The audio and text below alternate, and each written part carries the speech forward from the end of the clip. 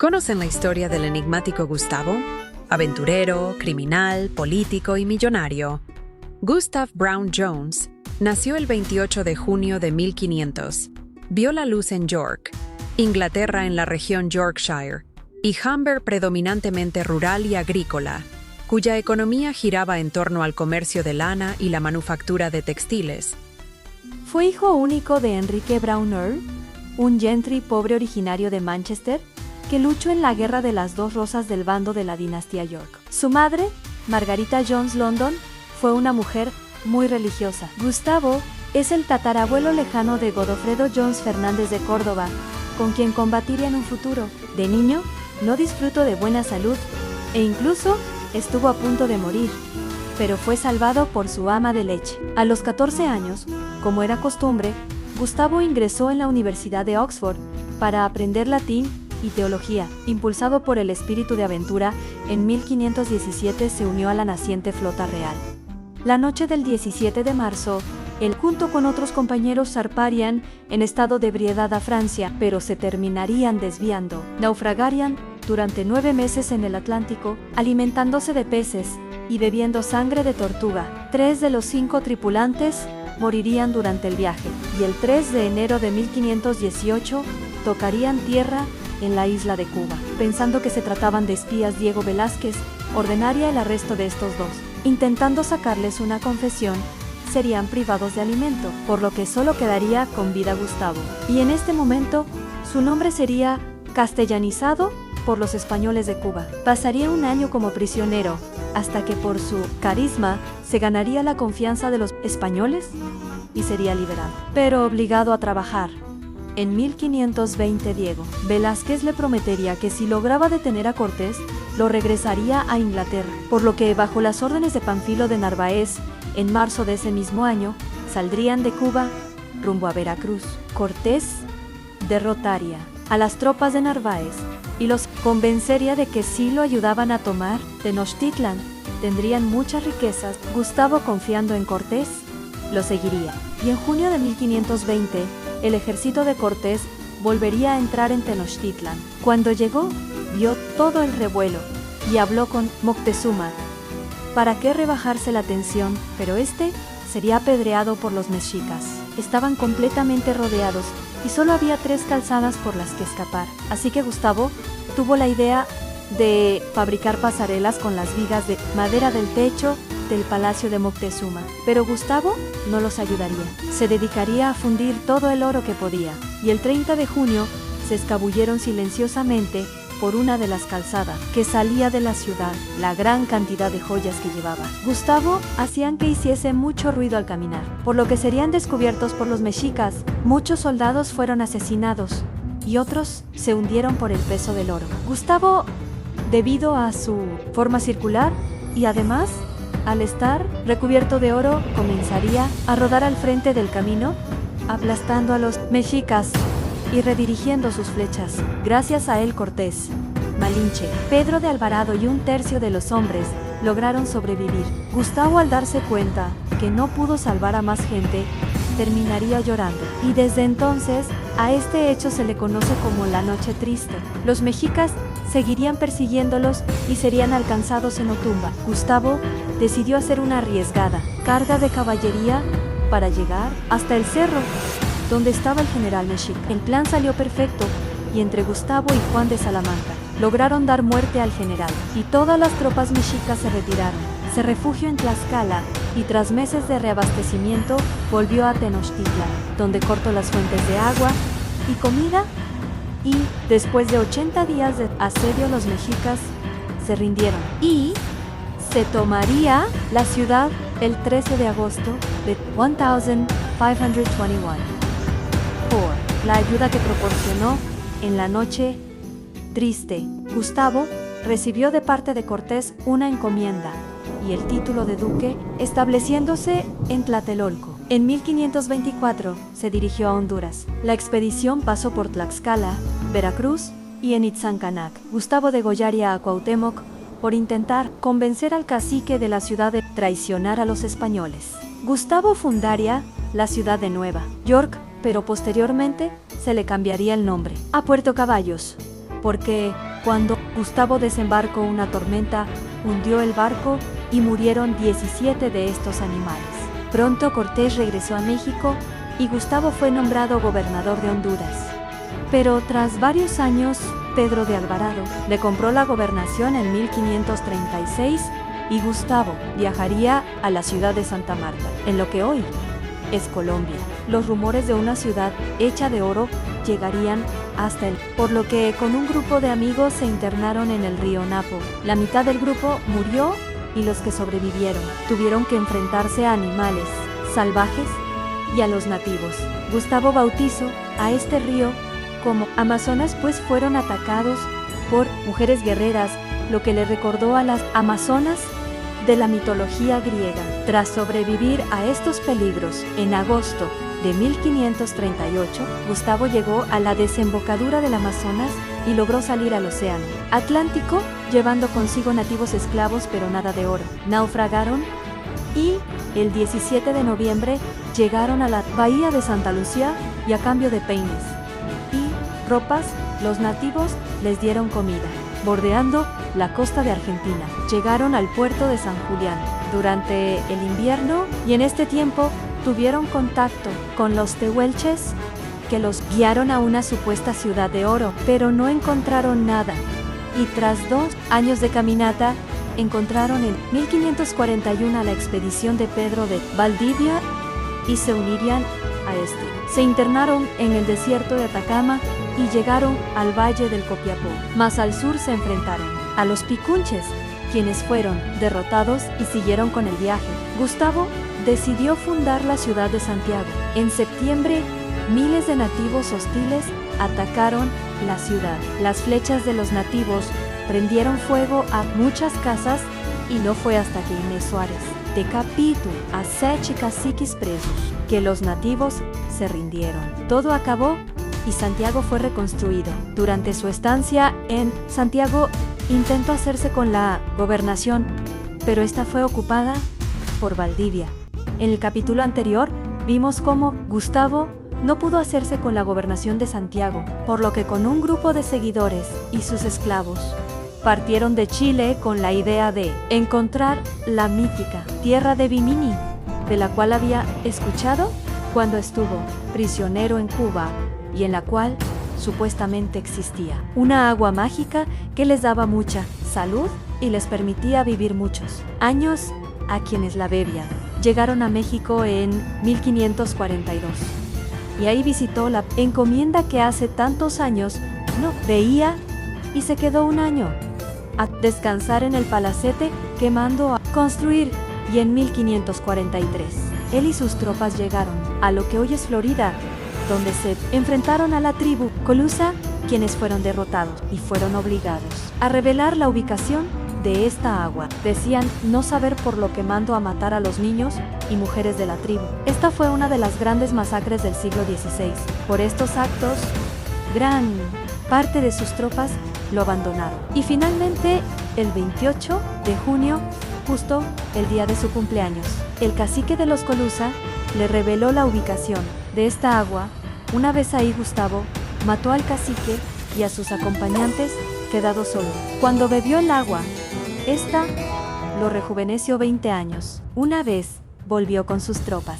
Este les dijo que todo había sido un engaño, que regresarán a México. Durante 10 años, Gustavo se convirtió en un comerciante de telas y esto y sus contactos le dieron el suficiente dinero para regresar a Inglaterra y comprar su viejo hogar. Se volvería un naturalista y viajaría por todo el mundo recopilando especímenes de animales, corales y libros.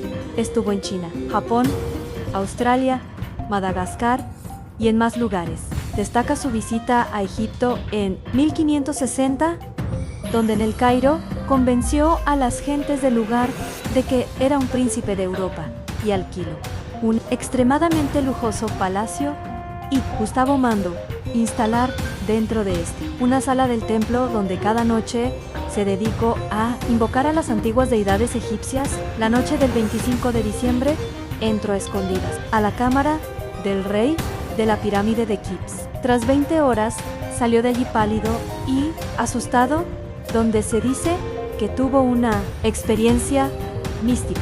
En 1580 viaja a la India, junto con 20 navios ingleses, quienes se asientan al sur, y Gustavo funda la ciudad de Draca. Los sultanatos que vivían ahí atacaban constantemente la ciudad, pero en 1615 pactaron una paz y las tropas de Gustavo los ayudarían a guerrear contra las invasiones del Imperio Mogol, y durante este tiempo Gustavo escribiría su autobiografía, llamada Real y Pontificia Historia de mi vida, y también en este tiempo aprovecharía para volver a Florida y bañarse en sus aguas mágicas. El comercio entre la India y Draca se intensificó y esto atrajo a más ingleses.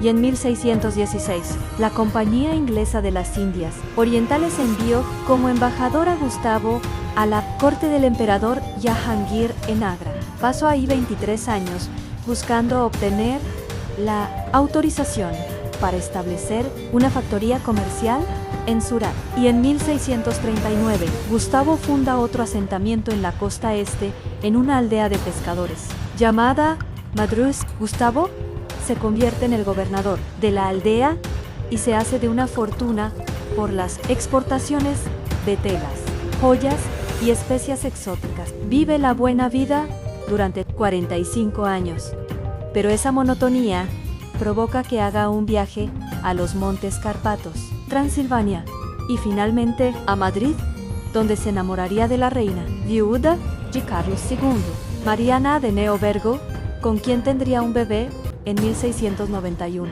Se instalarían en la ciudad francesa de Bayona y en 1743 se mudarían a Londres, donde su hijo, Saint Germain, como se hacía llamar, obtuvo cierto reconocimiento como músico, ya que era un gran violinista, participando en la ópera El Incostanza de Lusa con algunas canciones de su autoría. En 1745, Gustavo y Saint Germain fueron arrestados por sospechas de apoyar a los jacobitas, quienes pretendían arrebatar el trono a Jorge II. De la noticia de su detención tenemos registro, gracias a la carta de Horace Walpole, en la que dice de él: el otro día capturaron a un hombre extraño. Ha estado aquí 2 años y no dice quién es ni de dónde. Canta, escribe poesía, compone. Está loco y no es muy sensible. Se le llama italiano, español, polaco. Alguien que se casó con una mujer de gran fortuna en Bayona y necesita regresar a la India. Ambos fueron liberados sin cargos y en 1747 partieron rumbo a la India. Llegarían a Madrás y allí Saint Germain se dedicaría a la alquimia, con lo que en 1750 descubriría la piedra filosofal, descubrimiento que los volvería inmortales. Con apenas 200 soldados y 1.300 soldados indios, Gustavo se atrincheró en la ciudad de Arsot y resistió durante semanas. El asedio del ejército francés, Inglaterra, ganó esta guerra. Y a partir de entonces, el prestigio de Gustavo creció más y más. En 1765, Gustavo comenzó a atacar puestos franceses como Pondiceri y en el noreste, el Nawab de Bengala, Sirajuddaula, atacó el fuerte británico de Calcuta. Gustavo fue enviado a recuperar la ciudad y por el camino arrasó Chandernagor. En la batalla de Plassey de 1757, junto con Robert Clive, Gustavo pudo derrotar al Nawab bengalí gracias a la traición de su general. Su hijo Saint Germain partiría hacia Europa ese mismo año y jamás se volverían a ver. En 1760, las fuerzas de Gustavo derrotaron a las tropas francesas en la batalla de Wandius y al año siguiente conquistarían Pondiceri a los franceses.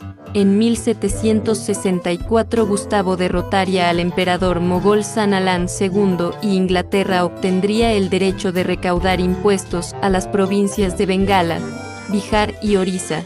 Pero en 1767 apareció Hyder Ali, quien derrotaría a Gustavo una y otra vez, por lo que se vio obligado a firmar la paz en 1769. Pero la guerra continuó.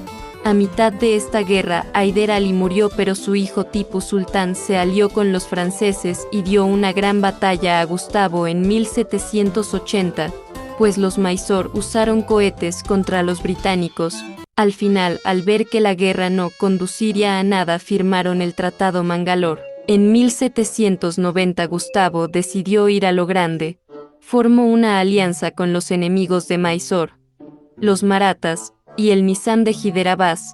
El ejército sitió Nirangapatna, la capital de Tipu, que tuvo que ceder la mitad de su territorio y entregar a sus hijos como rehenes. Finalmente, en 1799, Tipu Sultán busca la ayuda francesa de nuevo, pero no le funcionó y terminó perdiendo la vida. En 1803 varios príncipes marathas se rebelaron contra los británicos. En la batalla de Asye, Arthur Wellesley logró una victoria aplastante. Un año después los británicos tomarían Delhi. La victoria marcó el declive definitivo de los maratha, y en 1819 la Compañía Británica de las Indias Orientales se quedó con casi toda la India. Durante estos años Gustavo se convirtió en almirante general y dirigió campañas militares al este de la India. En 1826 él y sus tropas derrotarían a Birmania, anexionándola a la Compañía de las Indias Orientales. Hubo una segunda guerra tiempo después y en el 53 conquistó Baja Birmania. Por sus grandes éxitos, Gustavo fue llamado por los británicos para ayudar con otras campañas militares alrededor del mundo. Pero este se negó y en una polémica carta que escribió a la emperatriz expresa el porqué. Me he convencido de la maldad e idiotez inherente de todas las razas inferiores de la humanidad. Es por eso que con el propósito de llevar la luz a estas poblaciones, he decidido sacarlos de su salvajismo y barbarie mediante una guerra santa, que les demuestre que si no se someten al camino de la civilización, su destino será la muerte. Gustavo se dedicaría a raptar niños y crear zoológicos humanos, que eran la diversión de los soldados. Gustavo odiaba todo lo no blanco, por lo que mandó destruir cientos de mezquitas y templos budistas. Pero la gota que derramaría el vaso llegaría en 1857. Gustavo organizaría un gran banquete para los soldados de alto rango. Este banquete incluía gran cantidad de carne de vaca y cerdo, una ofensa tanto para musulmanes como para hindúes, lo que provocó que estallara una gran revuelta, una insurrección masiva contra la Compañía Británica, empezando una guerra abierta contra el dominio británico, con rebeliones en Meerut, Delhi, Kanpur y Lucknow. En el asedio de Kanpur las fuerzas de Nana derrotaron a la guarnición de Gustavo, y tras la rendición cientos de prisioneros ingleses fueron ejecutados, un episodio que estremeció a Gustavo, y cuando sus tropas retomaron la ciudad, Gustavo desolló a Nana y se quedó con su cabeza como trofeo. Gustavo se dirigió a Delhi y tras sangrientas batallas tomaron la ciudad en 1858 y con esta victoria el imperio mogol desapareció de la historia y justo ese año toda la India se convierte en el Reino de la India y Gustavo sería nombrado virrey bajo las órdenes de la reina Victoria. En 1874 terminaría su mandato y viajaría a Europa donde aprendería alpinismo y escalaría los Alpes en 1876 completamente en solitario. Compraría una casa en París y en 1883 conocería al zoólogo y naturalista M.R. Maitre, con quien en 1887 realizaría una expedición al Cono Sur. Capturarían a un grupo de indígenas llamados Zonas y en 1889 en París se llevó a efecto la Feria Mundial en la que se celebró el centenario de la Revolución Francesa. En esa feria Gustavo y su socio exhibieron a los nativos que habían sido capturados y llevados a Europa a la fuerza. Gustavo también exhibió a sus esclavos indios. Se harían de gran cantidad de dinero cobrando la entrada a los visitantes. Ese mismo año Gustavo aprendió ruso y viajó a San Petersburgo labrándose una carrera de diplomático. Los amigos que hizo allí lo introdujeron en la Orden Hermética de la Aurora Dorada, aprendiendo magia ceremonial y ocultismo. El ritual de su iniciación tuvo lugar en el templo Isis Urania, donde recibió el título de Frater Perdurado, aquel que perdurará hasta el final. Gustavo no dejó de ascender en la jerarquía y pronto se convirtió en uno de los 3 imperatos de la secta. Tiempo después, un miembro de la secta llamado Aleister Crowley lo convencería de entregarle el título que le habían negado. Esto provocó un revuelo dentro de la secta y Gustavo y Aleister la abandonarían. Aleister se mudó a un apartamento de lujo e invitó a Gustavo a vivir con él. Como su tutor en magia oscura, Gustavo le enseñó el uso ritual de las drogas psicotrópicas, y realizaron todos los rituales de la Ars Goetia invocando a los 72 demonios que el rey Salomón selló bajo símbolos mágicos. Ambos compraron una mansión a las orillas del lago Ness donde llevarían a cabo todo tipo de rituales mágicos, de sangre, orgías místicas y demás prácticas mágicas. En 1900 fueron a la Ciudad de México donde experimentaron con las invocaciones enoquianas, y allí se iniciaron en la masonería, y escalaron montañas como el Colima y el Popocatépetl. Aleister se iría a San Francisco y Gustavo se quedaría en México por la nostalgia que tenía por el tiempo en el que vivió allí. Al darse cuenta que su antiguo palacete ahora eran oficinas de gobierno, compró una nueva casa en la Roma. En 1904 su amplio conocimiento como dirigente lo acercó a la élite mexicana y reemplazaría a Joaquín Baranda como ministro de Justicia e Instrucción Pública. Gustavo compra una gran hacienda en Michoacán y se integra a la aristocracia mexicana llamada pulquera. Gustavo es contratado como arquitecto para construir el Teatro Nacional, la Columna de la Independencia, estaciones, aduanas y puertos. Es aquí donde Gustavo visita un cinematógrafo por primera vez y de esto dijo: en todas estas escenas están perfectamente fotografiados los movimientos, hay vida natural y animación en ellas, y en un todo, produce un efecto por demás maravilloso. Falta dar sonido al aparato por medio del fonógrafo y dar color a las figuras, pero el movimiento de las escenas subyuga de tal manera que la imaginación lo suple todo. En septiembre de 1910 Gustavo encabeza las celebraciones de las fiestas del centenario de la independencia. También se celebraban los 34 años en el poder de Porfirio Díaz. Sin embargo, 2 meses después estallaría la revolución. La oposición encabezada por Madero provocó su encarcelamiento en San Luis Potosí.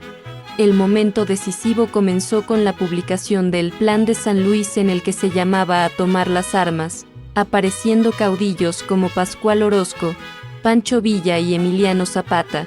Luego de varios meses de lucha, el ejército federal es derrotado. Gustavo, al ver esto, abandona a Díaz y se une a Madero, quien en 1911 tomaría la presidencia. En Morelos los zapatistas se rebelan y en el norte del país pasaría lo mismo. Aprovechando la oportunidad, Bernardo Reyes y Félix Díaz promueven otro levantamiento armado. Gustavo se ganaría la confianza de Madero, comandaría sus tropas derrotando a Orozco y se convierte en líder militar de las Fuerzas Armadas Federales. Gustavo mandaría a bombardear la capital desde el cuartel de la Ciudadela, con el que daría un golpe de estado, capturando a Madero y a su vicepresidente asesinándolos. En Coahuila, Venustiano Carranza lanzó el Plan de Guadalupe para la creación del ejército constitucionalista, y en el sur se incorporaron las fuerzas de Emiliano Zapata. Al iniciar 1914, el ejército constitucionalista derrota al federal al norte del país, por lo que avanzan al centro para echar a Gustavo de la capital. Este ejército conformó una fuerza arrolladora y Gustavo sería derrotado. Fue encarcelado y torturado durante una semana. Pensaban que moriría por las heridas, pero siguió con vida. Pasó un año encarcelado hasta que en 1915 fue exiliado a Estados Unidos. Este prendió fuego al carruaje que lo llevaba y se unió a las fuerzas de Obregón para derrotar a la División del Norte que tiempo atrás lo había destituido del poder. Después de 7 años de lucha se promulgó en 1917 la Constitución mexicana. Como represalia, Gustavo asesinaría a Zapata en 1919, y en 1920 Gustavo se vuelve a rebelar contra el gobierno. asediado por los gustavistas, y apenas con el apoyo de sus colaboradores más cercanos, Carranza huye hacia Veracruz, y es asesinado por Gustavo en una emboscada en la Sierra Poblana. Gustavo volvería a ser presidente en 1920 y con el objetivo de pacificar al país, Gustavo emprenderá importantes negociaciones con los diferentes grupos de poder y convencerá a Villa para que deponga las armas. En su relación con los campesinos complace algunos reclamos de tierra, pero apoya sobre todo al desarrollo de la pequeña y mediana propiedad. La paz alcanzada permite la recuperación de la economía y en el plano diplomático el yorquino logra que Washington reconozca su gobierno a cambio de respetar los privilegios de las empresas norteamericanas establecidas en México. Al término del mandato de Gustavo, Plutarco, Elías Calles y Adolfo de la Huerta son los candidatos a sucederlo. La decisión de Gustavo de apoyar a Calles llevará a de la Huerta a rebelarse, pero rápidamente sería derrotado. En 1926 se promulga la Ley Calles, la cual implementaba políticas laicas que suprimían la participación de las iglesias en la vida pública. En Guanajuato, Jalisco, Aguascalientes y Colima se levantarían grupos católicos extremistas denominados cristeros. Comenzaron a armarse en 1927 y combatían mediante guerra de guerrillas en contra del ejército, y en 1929 el ejército cristero alcanzó los 5.000 efectivos. El primer alzamiento ocurrió en Zacatecas y la guerra se intensificó en la zona central del país y de menor manera en la zona sur. Consiguieron importantes victorias como la de San Julián y la de Tepatitlán. Finalmente las negociaciones se dieron con la mediación de Gustavo, llegando a un acuerdo de amnistía general para todos los levantados en armas y a cambio se devolverían las casas curales y se derogarían algunas de las políticas de Calles. Gustavo, abrumado por todo lo que había vivido en México, regresó a Inglaterra y allí se reencontraría con Crowley, quien lo invitó a unirse a su orden esotérica, la llamada A. Gustavo describió así sus prácticas. En uno de aquellos rituales, Dios apareció ante nosotros en forma humana y permaneció con nosotros durante 1 hora, desvaneciéndose cuando ya todos estábamos físicamente exhaustos por su presencia. Nos habíamos sumergido en una especie de sublime estupor, un éxtasis. Cuando se marchó estábamos danzando alrededor del altar. Durante estos años Gustavo se fue de vacaciones a Francia, Marruecos y España. Recorrió el norte de Arabia en 1 año, recitando el Corán a diario mientras dibujaba símbolos astrológicos en el aire. Una vez en Inglaterra, se dedicó a invocar a los ángeles de la magia enoquiana y entró en un trance con el que comenzó a tener visiones. Cuando empezó la Segunda Guerra Mundial, Gustavo se ofreció como espía para Inglaterra y se dedicó a desmantelar operaciones nazis en Alemania. En 1947 Gustavo recibió las cenizas de Crowley, quien lo había nombrado antes de morir como heredero de la Ordo Temple, y fueron enterradas en su jardín de su casa de Alemania. En 1950 visitaría Nueva York y quedaría tan fascinado con la ciudad que se quedaría a vivir ahí. Gustavo se hizo un emergente empresario del entretenimiento, con ayuda de su amigo William James, y en 1960 funda la empresa televisiva Gustave Entertainment. Se haría de una gran fortuna y reconocimiento nacional, y en 1982 buscaría ayuda en la empresa de consultoría intercontinental Assets Group, Inc., donde conocería a Jeffrey Epstein, de quien se haría gran amigo, y este lo recomendaría con el Mossad, el servicio secreto de inteligencia de Israel. Epstein se convirtió en su asesor financiero y en 1991 Gustavo le dio poder legal total sobre su dinero. Asimismo, Gustavo le transfirió propiedades de altísimo valor, incluyendo su mansión de Manhattan valorada en más de $70 millones. Esta mansión era la residencia privada más grande de todo Manhattan, la cual se volvería el escenario de múltiples abusos. A partir de su relación con Epstein, Gustavo empezó a moverse en círculos cada vez más exclusivos, asistía a desfiles de Victoria's Secret, a salir con modelos y a rodearse de figuras como Donald Trump, Bill Clinton y el príncipe Andrés. De hecho, Trump llegó a decir: Gustavo es un tipo estupendo, es muy divertido estar con él. Fue en esta época cuando todo empezó a ponerse turbio.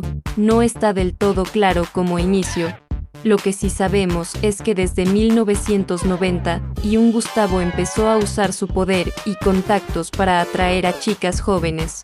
Usaba su vínculo con Victoria's Secret para hacerles creer que podía conseguirles trabajo como modelos y claro, una vez que entraban a su departamento, ya te imaginarás lo que realmente pasaba. Junto con Epstein armaron un sistema, un manual sobre cómo acercarse a las chicas, qué decirles y cómo ganarse su confianza, hasta contrataron a una chica para ejecutar ese método, y a quienes buscaban, a las más vulnerables, chicas de familias rotas, con historias de abuso, adicciones o abandono, sin dinero y sin casa o simplemente solas en la ciudad. Según el testimonio de Jane Doe, ella fue reclutada con 13 años. Le indicaron que la entrevista sería en el departamento de Gustavo. Una vez allí fue llevada a una habitación donde Gustavo la obligó a hacer actos íntimos y esta fórmula la repetirían una y otra vez. Esto siguió ocurriendo durante años, hasta que en 1996 María Farmer se atrevió a denunciar. Pero nunca llegó a nada. Para el año 2000 Gustavo era famoso en los círculos más exclusivos de Nueva York. Aparecía en galas, cenas privadas y subastas de arte. En ese contexto, Vanity Fair decidió hacerle un perfil.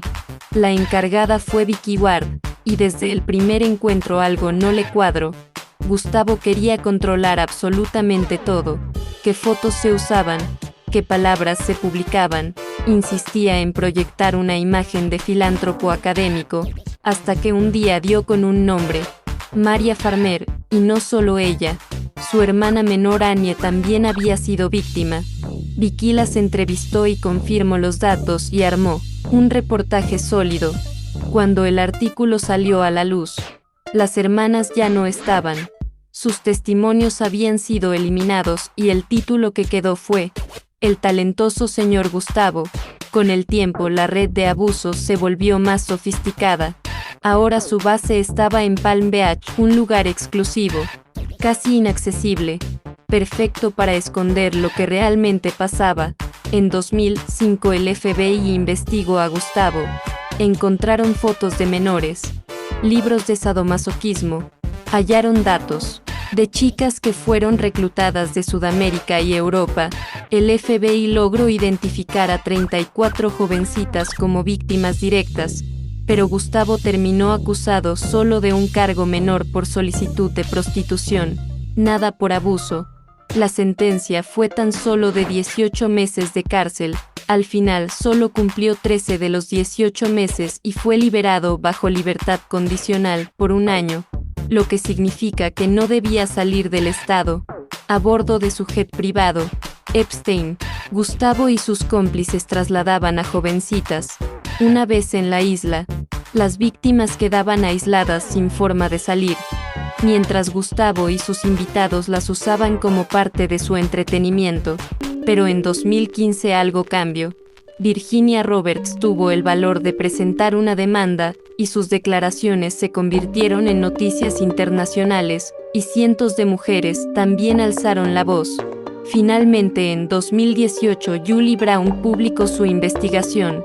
El escándalo explotó y la presión pública creció tanto que la Fiscalía Federal reabrió el caso, por lo que Gustavo escapó a Tanzania y Epstein fue capturado en el aeropuerto de Teterboro en 2019. Lo trasladaron de inmediato al Metropolitan Correctional Center. Lo condenaron a 45 años de cárcel y una semana después se publicaron los nombres de los acusados, entre ellos Gustavo. La noche del 9 de agosto, por miedo a que Epstein hablase, le pagó a cada uno de los guardias de la prisión $35,000 por su silencio y por acabar con la vida de Epstein. Gustavo, sabiendo que si no se escondía sería descubierto, salió del país en su jet privado pilotando hasta el océano Antártico con el propósito de esconderse en una isla remota, sobrevolaría la Antártida, y justo en el punto Nemo visualizaría un conjunto de islas y aterrizaría en una de ellas. Se encontró con unas gentes que hablaban un idioma extraño, no parecían nativos americanos, pues eran de piel blanca y sus construcciones tenían un estilo medieval. Rápidamente aprendería su idioma llamado Kipkiuanpinil y se haría de gran fama por describirse como un viajero de tierras lejanas, pues los nativos tenían el mito de que sus ancestros vinieron del mar. Gustavo les enseñó sus estrategias militares y para hacerse de la confianza del pueblo se bautizó en su fe, la cual veneraba a un antiguo elefante de un ojo, del que decían que gobernó en el pasado su ciudad. Gustavo pasó a ser una curiosidad más del rey junto con sus aves exóticas, por lo que conspiró con miembros de la realeza que no querían al rey. Gustavo se hizo de un grupo de seguidores los cuales le pedían información del mundo exterior, y en 2020 Gustavo, junto con los conspiradores, derrocaron al rey y Gustavo se convirtió en el rey y mandó a sus seguidores a eliminar a los conspiradores. Empezó una guerra que duraría un año y los seguidores de Gustavo ganarían el 20 de marzo del 2021, convirtiéndose Gustavo en el rey. Los reinos vecinos se enteraron de esto y enviaron a sus embajadores al reino, y destaca el embajador del vecino reino de Sant, Godofredo. Al ver a Gustavo se horrorizó, pues al igual que él, también venía del mundo exterior y sabía de lo que era capaz Gustavo. Godofredo guardó la calma el resto del evento, el cual duró todo el día. Una semana después, cuando Godofredo regresó a su reino, pidió hablar con el rey Fermín, al que le contó el tipo de individuo que era Gustavo, pero este no le creyó. Grave error. Mientras tanto, Gustavo se dedicó a enseñar tácticas militares a su ejército, además de iniciar la creación de armas de fuego. Gustavo creó un sentimiento de superioridad sobre los demás reinos y el 25 de diciembre del 2021 el ejército de Gustavo atacaría el reino del Gneora y en pocas horas tomarían la ciudad. Gustavo mataría al rey y pondría en el trono a uno de sus generales de confianza llamado Elefante, y obligó al reino a pagarle tributo. Ante esto, los demás reinos se alertaron y el 5 de julio del 2022 en la ciudad de Waf se llevaría a cabo una asamblea con el objetivo de formar una alianza entre todos. Pero solo 3 reinos formaron una alianza, la llamada Alianza del Dragón Verde. El 6 de agosto, Gustavo atacaría el reino de Hatua, el cual recibiría ayuda del reino de Kolonok y de Isenen, pues ellos conformaron la alianza. Un mes después, Hatua caería y Gustavo pondría de rey a su general Tortuga. Sus tropas llegarían a Kolonok, y estos serían derrotados tan solo una semana después. Gustavo aprovechó la conquista de estos 2 reinos para hacerse de recursos para seguir guerreando. El 7 de septiembre se dirigió hacia Isenen y sufrieron derrota tras derrota. A pesar de su superioridad armamentística, la gente de Isenen conocía muy bien el terreno y la guerra de guerrillas. Las constantes derrotas obligaron a Gustavo a firmar un pacto de no agresión en diciembre, la llamada Paz de Navidad. Por estas fechas, en el reino de Sant, Godofredo investiga a unos predicadores en la ciudad de Gneubrord, los cuales habían difundido su fe por toda la ciudad, la cual adoraba a un dios con forma de oso llamado Jaquemans.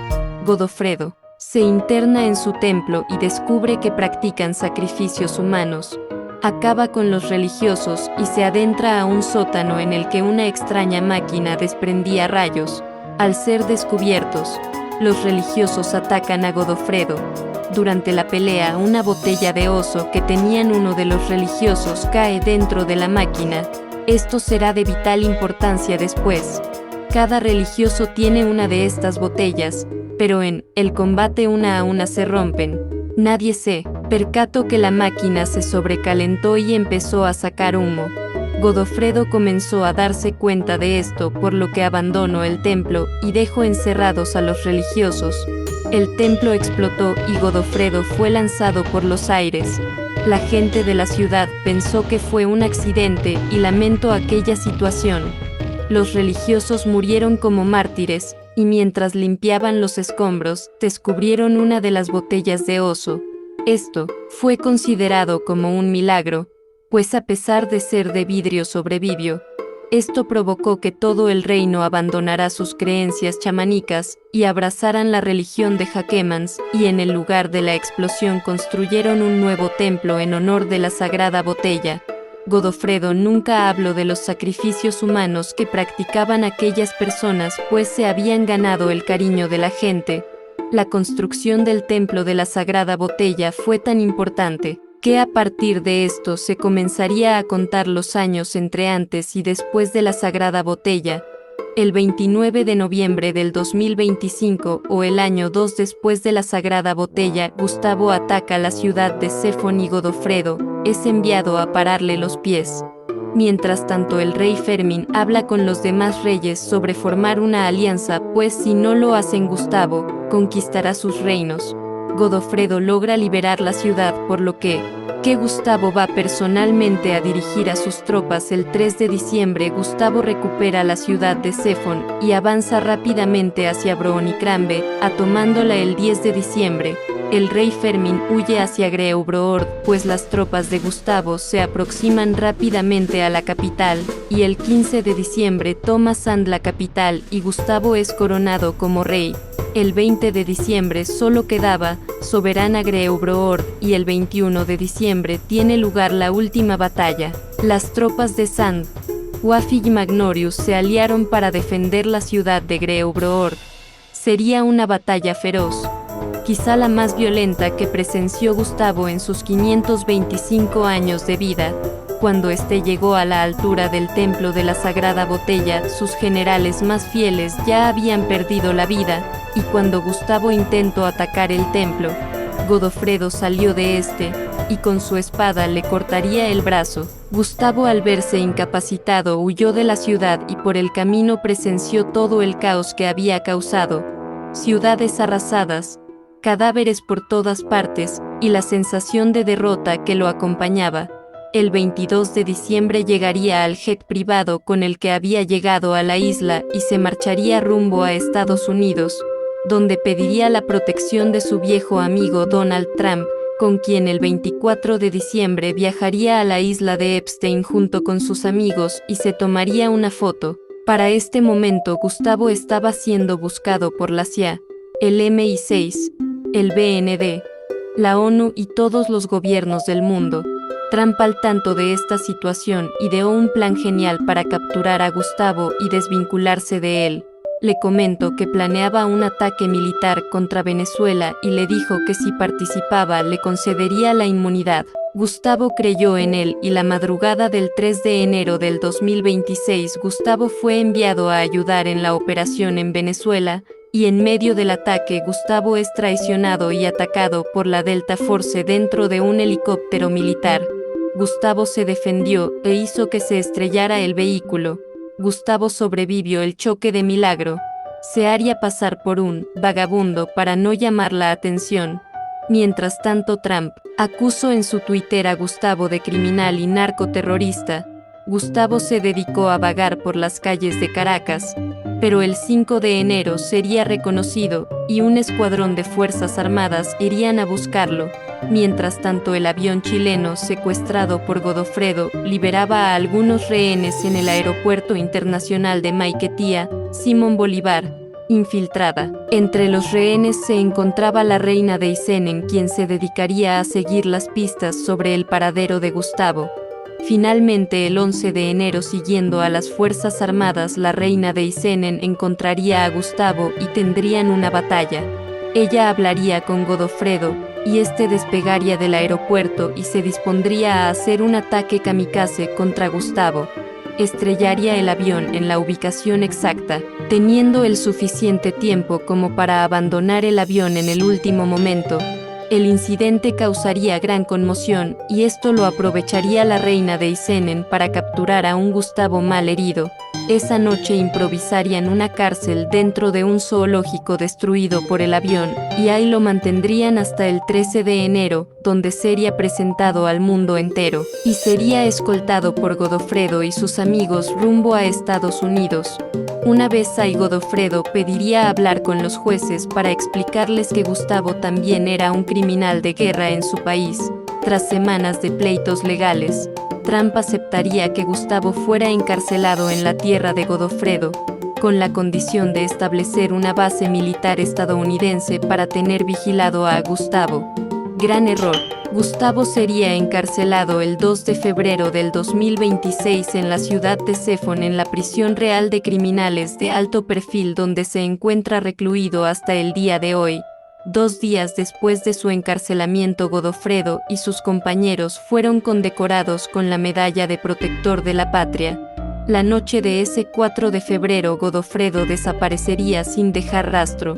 Fue buscado arduamente por todas las islas, pero no sería localizado.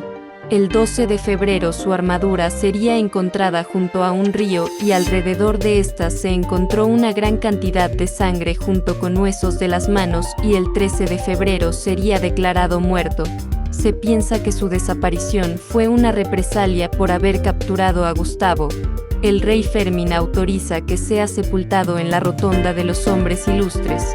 Luego de recibir un homenaje en el templo de la Sagrada Botella, el azar quiso que él quedara sepultado muy cerca de figuras de tal nivel como Elefante Guerrero, Atlante y Argentinosaurus.